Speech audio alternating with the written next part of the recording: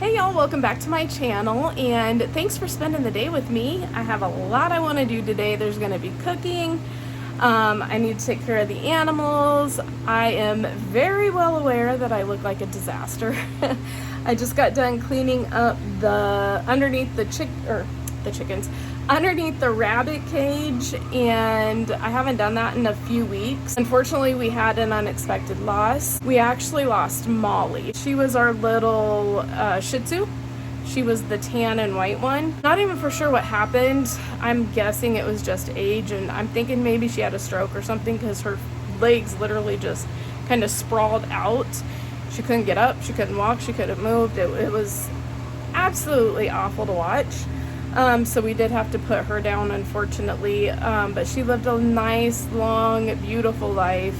She was 16 and a half years old. Minnie is actually 17 and a half years old, and she's definitely kind of slowing down, more than slowing down. She is, you're definitely seeing the age on her, unfortunately. It's very, very hard or difficult. Those of you guys who have dogs already know this, but it's very difficult to literally watch your animals that you've had since they were a baby, you know, kind of unfortunately slow down and then eventually lose them. It was definitely hard. That's actually our neighbor's chickens, and my chickens are actually quiet right now, which is, you know, shocking. They actually have a rooster over there too, which I love. I love hearing a rooster crow. There's something about that that just gives me like, oh, I love this type of vibes. But I have a lot I gotta do today. Me and my grandson, Mr. Toby, we are gonna make cookies today, so that'll be fun. So yeah, let's get started. If you have rabbits, I bought this on Amazon. It's a hay feeder. You know, you basically hang it in their cage and they can grab hay from it, and it's supposed to be so that way they don't waste as much hay. But if you guys do buy this, make sure it is up so high and they have to grab the hay from the bottom, because when I had babies last year, I actually it was the beginning of this year, I actually had to do a mercy cull on one of my babies because she jumped in here, got her leg caught, and then when she tried to jump out, she broke her leg. So, I mean, I am a firm believer in trying not to waste things, but I'm not a firm believer in having to have a loss like that. So anyway, I'm gonna go hang this in my Buck's cage because he is a disaster. He is literally like a tornado on four legs. That rabbit, man, he is a mess. I'll show you his water. It was clean last night, so I'm gonna have to clean it again, but he is just literally a disaster. So this guy here is my Tamuk Buck, the absolute sweetest thing you could ever imagine. I just love this little face. Yes, I do. Yes, I do. Oh my gosh, I love this guy. He's the most friendly rabbit I've ever seen in my entire life. As soon as you come in here, if you don't hold him, he'll let you know you're not holding him. But anyway, he's a disaster. He's a tornado. That's his water. Literally clean last night. So he puts hay in it. I'm like, are you trying to get vitamins with your water? You trying to turn it into a bunny vitamin water? Huh? If you don't know anything about rabbits, then I do live in Arizona and it's hot as the dickens here. I live in the desert part. I won't go into it thoroughly, but there was a university in Texas that bred a bunch of rabbits to get a nice heat tolerant rabbit for the Texas heat, and they just happen to be perfect for Arizona too, and he's beautiful. And how you can tell is their ears. He has huge ears, just like my girl over there. She's got some big old ears on her. She's a Tamuk as well. Through their ears is how they regulate their temperatures. So if they do happen to get too hot, you can even spritz their ears or whatnot to help them cool down faster. Yeah, but he's a good boy. Yes, and I just love him. All right, we have the hay feeder up. Mr. Dusty here. Hopefully it won't be as messy. We'll see. All right, so for dinner tonight, we are gonna do meatball subs, and we're gonna use tons of cheese, these hoagie breads, and it is gonna be delicious. So these are the ingredients that you're gonna need, super simple. We're putting a little twist on it, and we are putting some pepperoni in there, just, you know, for the fun of it. But what you're gonna wanna do is spray your pan, separate your hoagies so that way you can get everything in there. And then at the very bottom of the hoagie bread, you're gonna want to add the sauce and add as much or as little as you want. Some of my family members love sauce and then others not so much. So make it your own. Then, like I said, we're putting a little twist on it and we are adding pepperoni because why not?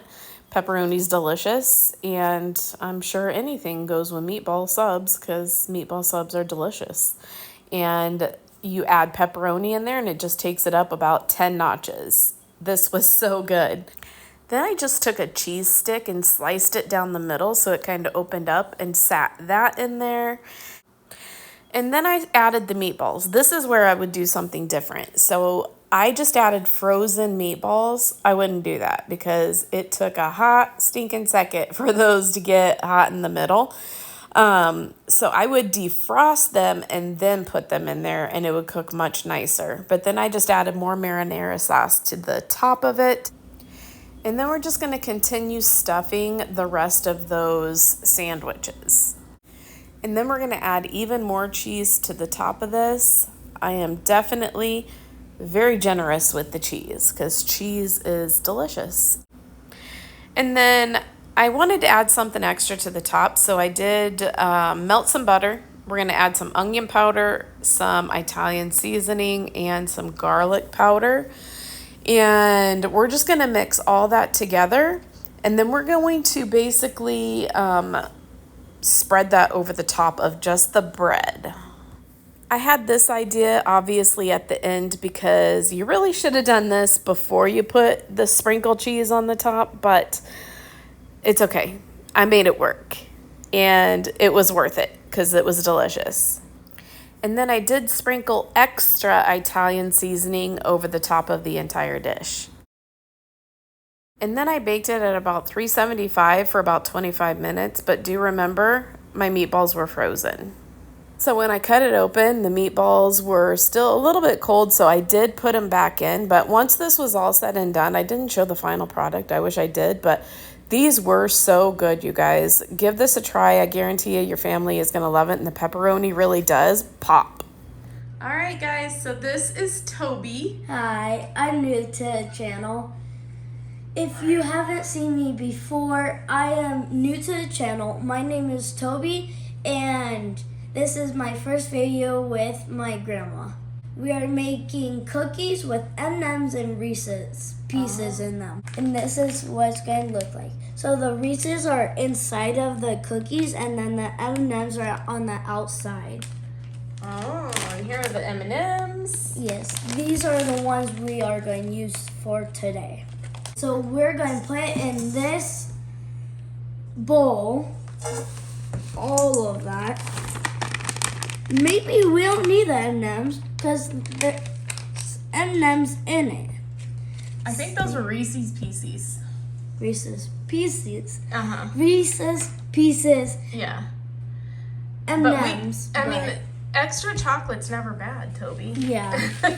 Okay, so now we are going to take the M&Ms and put them inside of here. Just open this up like so. Now we're just going to put a little sprinkle. A little bit more should be good. That should be good.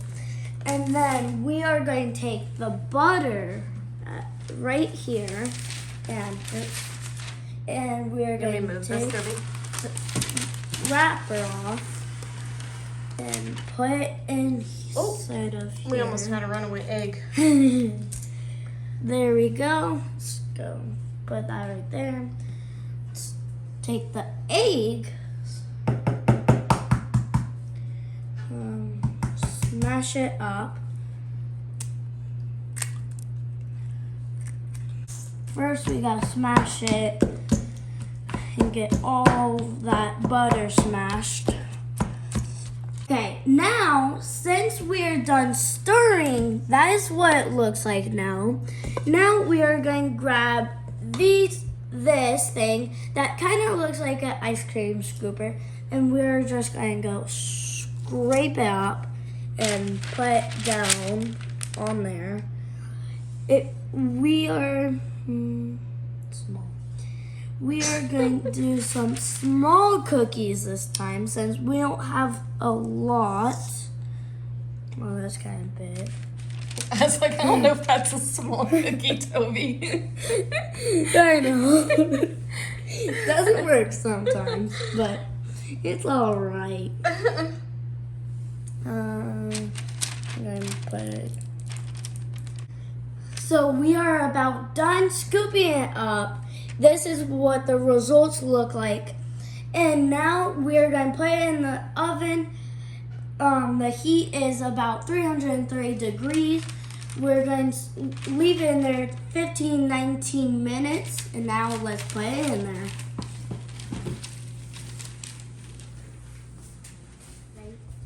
Okay, now, since we are done, after we make cookies, I always love to lick it. So I'm going to ask my grandma if I can. Can I? Go for it. Yay. Let's go. Enjoy. Thank you. The cookies just got done. We let them cool for about 10 minutes now. Now we're going to try some. Which one do you want? I think I want this one. Okay. Which one do you want? I'll take the small one. You want to try it at the same time? Woo! Okay.